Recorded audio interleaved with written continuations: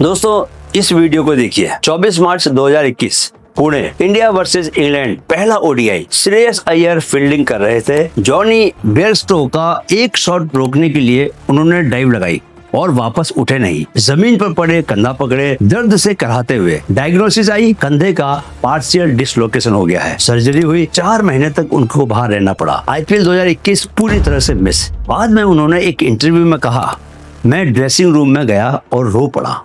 समझ नहीं आ रहा था कि यह कैसे हो गया। जब पता चला कि सर्जरी करनी होगी तो यह डाइजेस्ट करना बहुत मुश्किल था मेरे लिए। उस वक्त मैं पीक पर था, सबसे अच्छी ट्रेनिंग कर रहा था। अचानक यह हो गया। दोस्तों श्रेयस अय्यर 26 साल, आईपीएल कैप्टन, इंडिया का फ्यूचर, और एक डाइव ने सब कुछ रोक दिया। हालांकि अब वे दोबारा कप्तानी हासिल कर चुके हैं, लेकिन यह कहानी यहाँ खत्म नहीं होती, यह यहाँ से शुरू होती है। क्योंकि जो श्रेयस अय्यर के साथ हुआ वो किसी के भी साथ हो सकता है। जिम में हो सकता है, क्रिकेट के ग्राउंड में हो सकता है, रोजमर्रा की जिंदगी में हो सकता है। इसीलिए आज हम सीखेंगे कंधे को कैसे स्ट्रॉन्ग बनाएं ताकि यह मोमेंट आपकी जिंदगी में कभी ना आए। दोस्तों यह फिटनेस मास्टरी सीरीज का 9वां एपिसोड है। हम फाउंडेशन फेज पूरा कर चुके हैं। शरीर की भाषा हमने सीखी, पोस्चर ठीक किया हमने, वार्म अप और कूल डाउन समझा, बॉडी टाइप को पहचाना। अपर बॉडी फेज में पुशअप्स और पुलअप्स की मास्टरी हुई। अब हम उस एक पॉइंट पर आ रहे हैं जो अपर बॉडी की हर मूवमेंट का केंद्र है, कंधा। यह सीरीज इसलिए खास है क्योंकि हम हर टॉपिक को सरफेस पर नहीं छूते, हम उसकी जड़ तक जाते हैं। आज का एपिसोड उन सब के लिए है जो जिम जाते हैं, जो खेलते हैं या बस साधारण जिंदगी जीते हैं। क्योंकि कंधे की इंजरी किसी को भी हो सकती है। दोस्तों कंधा यानी कि शरीर का सबसे अनोखा जोड़। जी हाँ दोस्तों, कंधा शरीर का सबसे मोबाइल जॉइंट है। यह 360 डिग्री में घूम सकता है, ऊपर नीचे, आगे पीछे, गोल। कोई भी दूसरा जॉइंट यह नहीं कर सकता। लेकिन यही इसकी सबसे बड़ी कमजोरी भी है। इसे समझने के लिए एक एग्जांपल लीजिए। एक बॉल और सॉकेट की कल्पना कीजिए। कूल्हे का जॉइंट भी बॉल सॉकेट है, लेकिन वहां पर क्या है कि सॉकेट बहुत गहरा है, बॉल को चारों तरफ से पकड़े रखता है, बहुत स्टेबल है। कंधे का सॉकेट उथला है, जैसे एक गोल्फ बॉल को गोल्फ टी पर रखा हुआ हो। बॉल बड़ी हो और टी छोटी, बहुत मोबाइल लेकिन बहुत कम इनहेरेंट स्टेबिलिटी। तो कंधे को स्टेबल कौन रखता है, ये सवाल आप पूछ सकते हैं। दोस्तों 4 छोटी मांसपेशियां हैं जिन्हें रोटेटर कफ कहते हैं, यानी कि कंधे के जोड़ को चारों तरफ से थामने वाली मांसपेशियां। ये 4 मसल्स हैं, supraspinatus, infraspinatus, teres minor और चौथी है सब स्कैपुलरिस। इन्हें याद करने की जरूरत नहीं है दोस्तों, बहुत मुश्किल नाम है।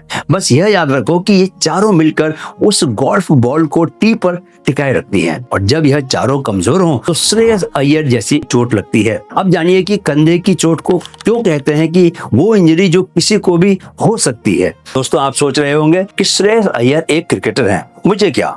तो सुनो, मेरे एक परिचित हैं, दिल्ली में आईटी कंपनी में वो काम करते हैं। 34 साल की उनकी उम्र है। कभी कोई उन्होंने स्पोर्ट नहीं खेला। एक दिन ऑफिस में अपनी चेयर से वो उठे और कंधे में उनके ऐसा दर्द हुआ कि हाथ ऊपर नहीं उठ सका। कोई डाइव नहीं मारी उन्होंने, कोई इम्पैक्ट नहीं था, कोई एक्सरसाइज नहीं थी, बस एक नॉर्मल सा उठना था, बस कुर्सी से उठना था। डॉक्टर के पास गए, रोटेटर कफ स्ट्रेन, कारण 8 घंटे रोज डेस्क पर झुककर बैठना, माउस को आगे की तरफ खींचते रहना और कभी कंधे की मसल्स को स्ट्रेंथन न करना। सालों की नेग्लेक्ट और एक दिन शरीर ने बोल दिया बस। इंडिया में दोस्तों यह एक एपिडेमिक बन रहा है। IT professionals, students, home makers, जो लोग घंटों तक स्क्रीन के सामने बैठे रहते हैं, उनमें शोल्डर प्रॉब्लम 30 से 40 साल की उम्र में ही आ रही है, जो पहले की 60 साल की उम्र में आती थी। आप सवाल करेंगे कंधे की इंजरी क्यों होती है?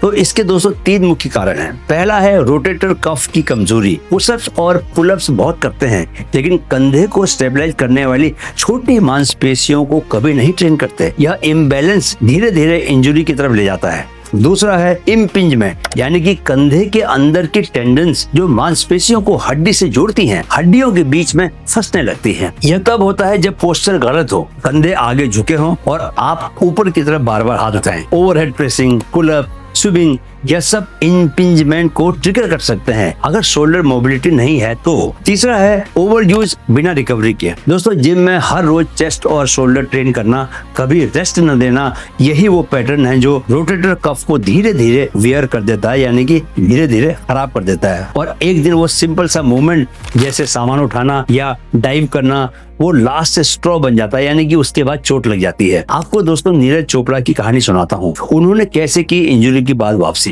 दोस्तों 2019 में नीरज चोपड़ा जो तब 21 साल के थे, उन्हें कोहनी में इतना दर्द हुआ कि सर्जरी करनी पड़ी। हड्डी के टुकड़े जॉइंट में आ गए थे, पूरा सीजन चला गया।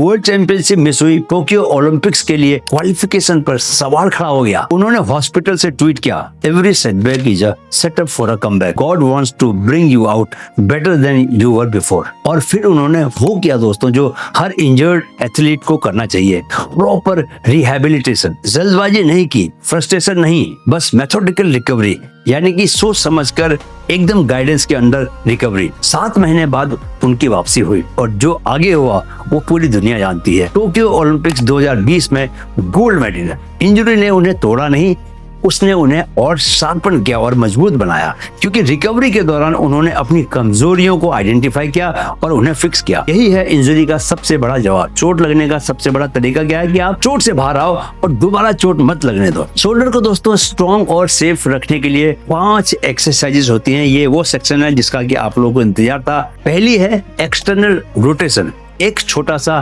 तौलिया या रेजिस्टेंस बैंड लो, कोहनी को शरीर से लगाकर 90 डिग्री पर मोड़ो। अब हाथ को बाहर की तरफ रोटेट करो, जैसे दरवाजा खोल रहे हो। ये वो एग्जैक्ट मूवमेंट है जो रोटेटर कफ को डायरेक्टली ट्रेन करती है। इसके 3 सेट करो, 15 रेपिटेशंस। बहुत कम वेट या बिना वेट के। यह एक्सरसाइज दोस्तों दिखने में बहुत ज्यादा सिंपल लगती है, लेकिन यही वो एक्सरसाइज है जो हर फिजियोथेरेपिस्ट शोल्डर इंजरी के बाद सबसे पहले आपको देता है करने को। मैं इसे दोस्तों हर बार जब भी जिम जाता हूँ, हफ्ते में 3 दिन जाता ही हूँ, जरूर करता हूँ। लास्ट में मैं इसे 5 किलो के वेट के साथ करता हूँ। आप फ्री हैंड भी कर सकते हैं। दूसरी एक्सरसाइज है वॉल स्लाइड्स। दीवार से पीठ लगाकर खड़े हो जाओ, दोनों हाथ दीवार पर डब्लू शेप पर रखो, कोहनियां 90 डिग्री पर रहेंगी। अब हाथों को दीवार से लगाते हुए धीरे धीरे ऊपर वाई शेप तक लेके जाओ। पूरे मूवमेंट में पीठ और हाथ दीवार में लगे रहें। 10 रेपिटेशंस करो। यह शोल्डर मोबिलिटी और रोटेटर कफ दोनों के लिए है। तीसरी है फेस पुल्स। एक रेजिस्टेंस बैंड को किसी फिक्स पॉइंट पर आंखों की हाइट पर बांधो, दोनों हाथों से पकड़कर और उसको चेहरे की तरफ खींचो। कोहनियां बाहर की ओर ऊपर जाएंगी। दोस्तों ये एक्सरसाइज वो मसल्स ट्रेन करती है जो कंधों को पीछे रखती है और पोस्चर को सुधारती है। ये कितने करने हैं? 3 सेट्स करने हैं आपने। हर एक सेट में 15 रेपिटेशन मारने हैं। जिनके पास दोस्तों बैंड नहीं है वो दोनों हाथ को कान की तरफ खींचने का मोशन कर सकते हैं बिना बैंड के। चौथी एक्सरसाइज है दोस्तों प्रोन YTW। पेट के बल जमीन पर लेट जाओ। अब वाई पोजीशन में हाथ को ऊपर डायगोनल उठाओ, फिर टी पोजीशन में साइड्स में उठाओ, फिर डब्ल्यू पोजीशन में उठाओ, जैसे डब्ल्यू का लेटर बना रहे हो। हर पोजीशन में 2 सेकंड रुको, 10 रेप्स करो, ठीक है, हर एक के। यह अपर बैक और रोटेटर कफ को साइमल्टेनियसली ट्रेन करती है। 5वीं एक्सरसाइज है शोल्डर कार्स, यानी कि कंट्रोल्ड आर्टिकुलर रोटेशंस। एक हाथ को बहुत धीरे धीरे पूरे सर्किल में घुमाओ, मैक्सिमम रेंज में, हर डायरेक्शन में रेजिस्टेंस को फील करते हुए।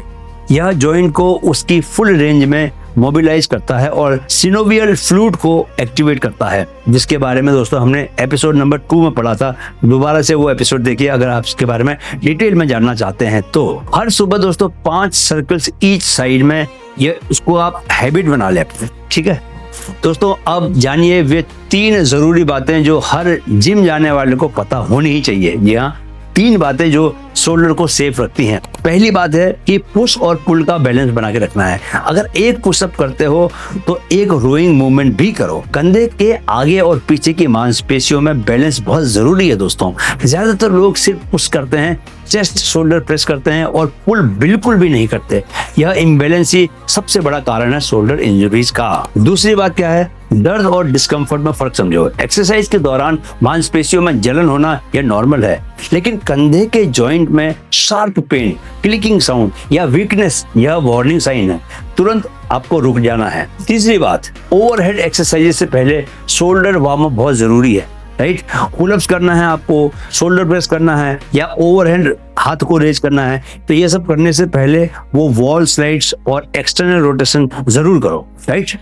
5 मिनट करना है बस। तो दोस्तों, श्रेयस अय्यर ने एक बात कही जो मुझे बहुत अच्छी लगी। यह सेटबैक था, लेकिन आपको पुश करना होता है और स्ट्रॉन्ग होकर वापस आना होता है। और वो वापस आए, और नीरज चोपड़ा वापस आए, और हर वो इंसान वापस आता है जो अपने शरीर को समझने लगता है और उससे लड़ता नहीं, उसके साथ काम करता है। आर्मी में दोस्तों मैंने एक बात सीखी थी, अपने वेपन्स की देखभाल करो। जो हथियार की देखभाल करता है, हथियार उसकी देखभाल करता है।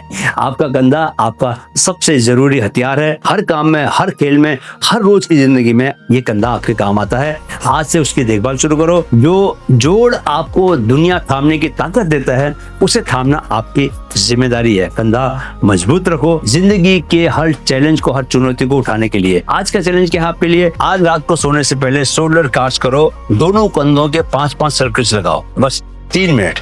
और कल सुबह कमेंट में बताओ कि कंधे में कितनी स्टिफनेस थी, कंधा लूज हुआ कि नहीं हुआ। अगले हफ्ते दोस्तों एपिसोड 10 में हम पीठ की ताकत की बात करेंगे। वो मांसपेशियां जो आप देख नहीं सकते, लेकिन जिनके बिना आप कुछ कर भी नहीं सकते। तब तक फिट रहो, स्ट्रांग रहो, माइंड फिट रहो। जय हिंद।